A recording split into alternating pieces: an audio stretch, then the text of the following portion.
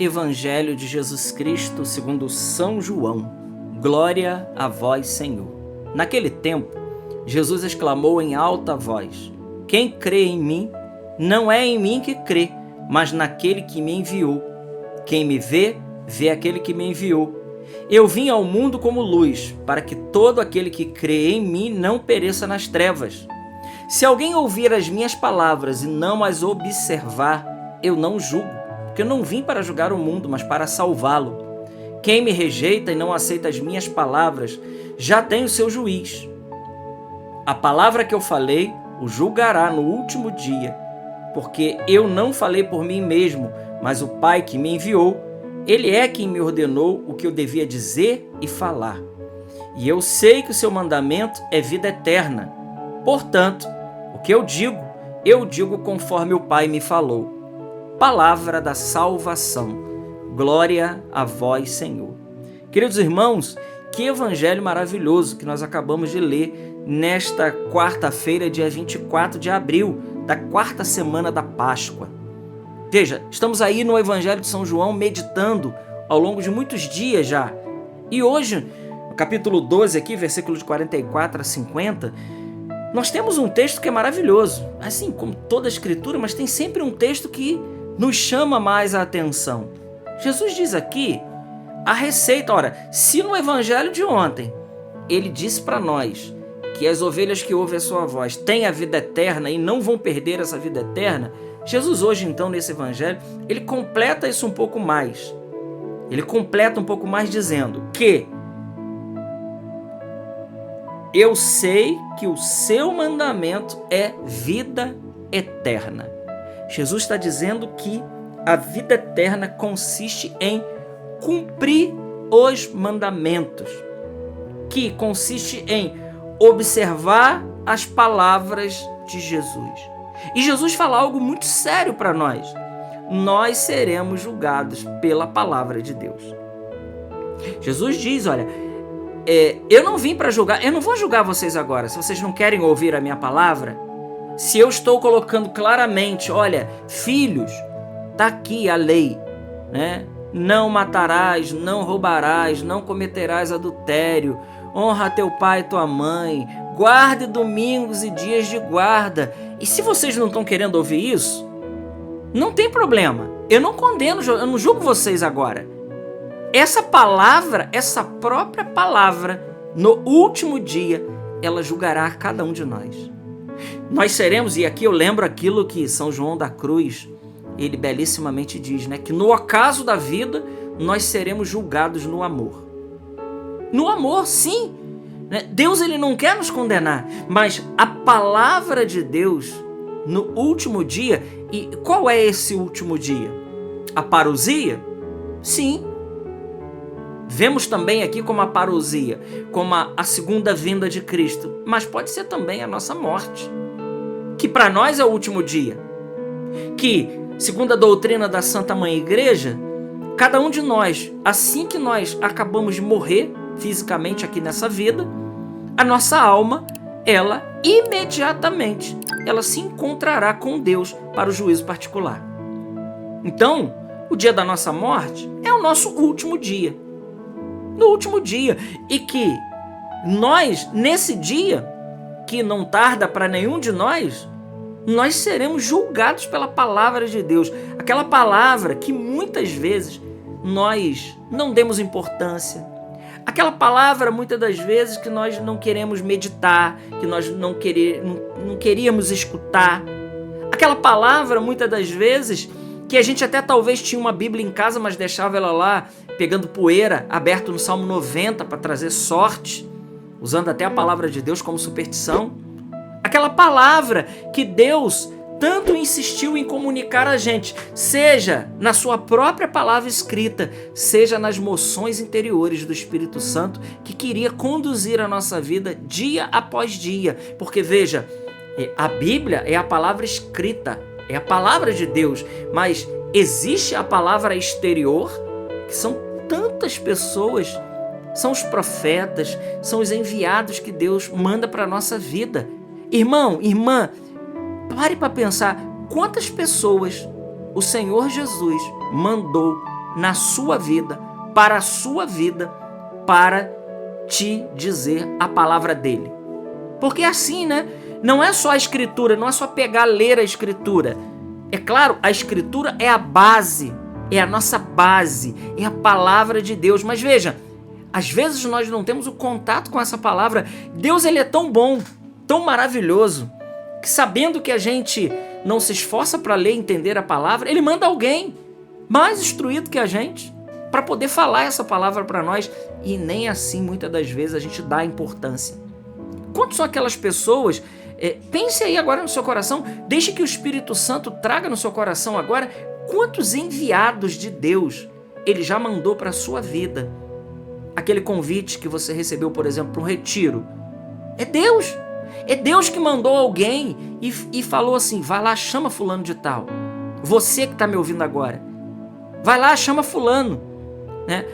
Quantas vezes você foi convidado para uma missa em outra comunidade, ou fazer um retiro longe, ou participar de uma novena, ou participar de uma vigília, de um momento de oração, ou participar de um estudo da palavra de Deus. Se formou um grupinho e você é convidado a estar. Ora, tudo isso, grande parte disso, eu não digo tudo, né?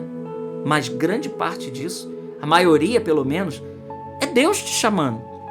É a palavra de Deus querendo suscitar no seu coração e trazer para a sua vida essa mensagem de Jesus.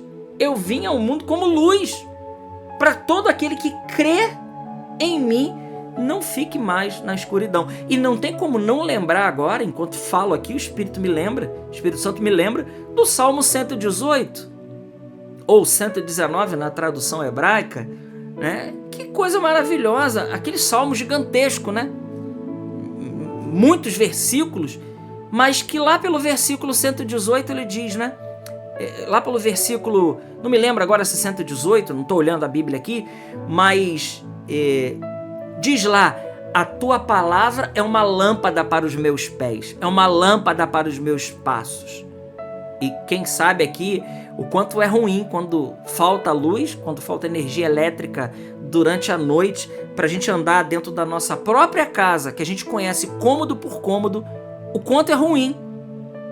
O quanto é ruim, por exemplo, às vezes quando a gente levanta à noite para ir no banheiro, por exemplo, eu já fiz isso, já levantei de noite, bati com a cabeça no portal, errei a porta do banheiro, porque estava sonolento, mas não só porque estava sonolento, mas porque estava escuro.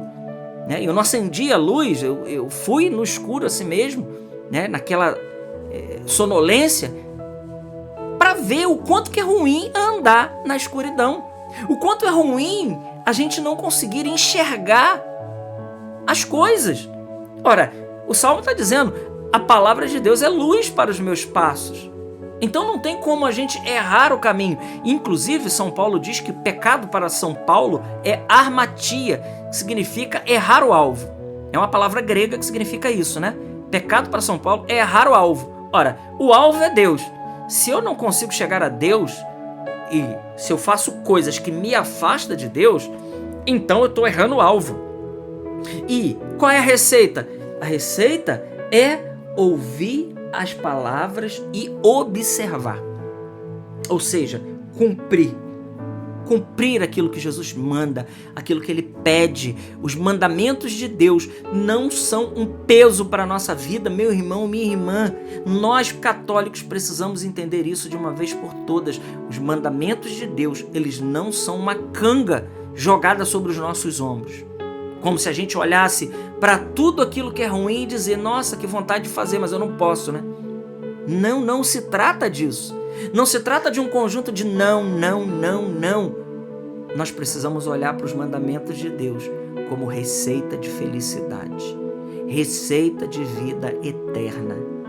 E esse é o melhor conceito de felicidade que a gente pode ouvir na nossa vida. Felicidade é ter o sumo bem. Ora, se a gente adquire bens nessa terra, nesse mundo material, e já é algo muito satisfatório para nós, né? Quando a gente consegue, por exemplo, você trabalhou tanto para conseguir alguma coisa e com o seu suor você vai lá e consegue aquilo de certa forma é prazeroso pra gente. Aquilo dá uma realização de conquista, aquilo faz até bem pra gente.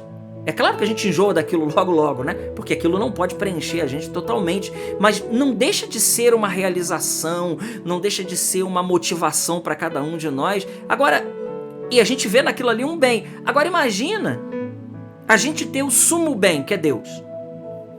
Agora imaginemos perder o sumo bem, que é Deus. Ora, seria pior de todas as coisas? Perder Deus? Por isso eu entendo muito perfeitamente aquilo que Santa Teresa d'Ávila diz. A quem tem Deus, nada falta, só Deus basta.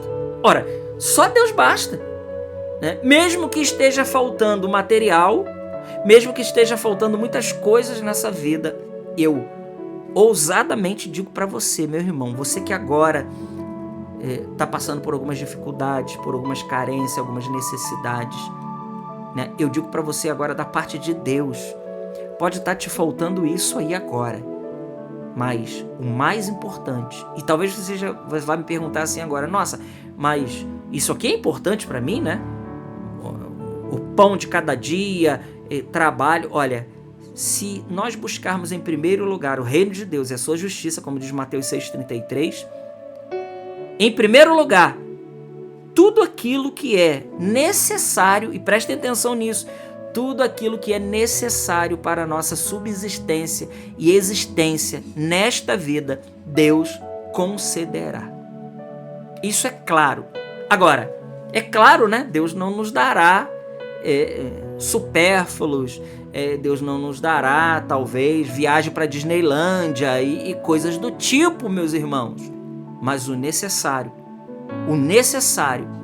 Ele providenciará. Ele diz em Mateus, olhai os lírios do campo, não semeiam, não ceifam, mas vosso Pai os veste com uma beleza encantadora. Quanto mais Ele não fará por nós, quanto mais Ele nos falar por nós, que somos objetos, instrumentos do seu amor. Então, fiquemos com a palavra de Deus. E tudo mais se tornará muito irrisório. Tudo mais se tornará, como diz São Paulo a Filipenses, palha diante dos nossos olhos. Glória ao Pai, ao Filho e ao Espírito Santo, como era no princípio, agora e sempre. Amém.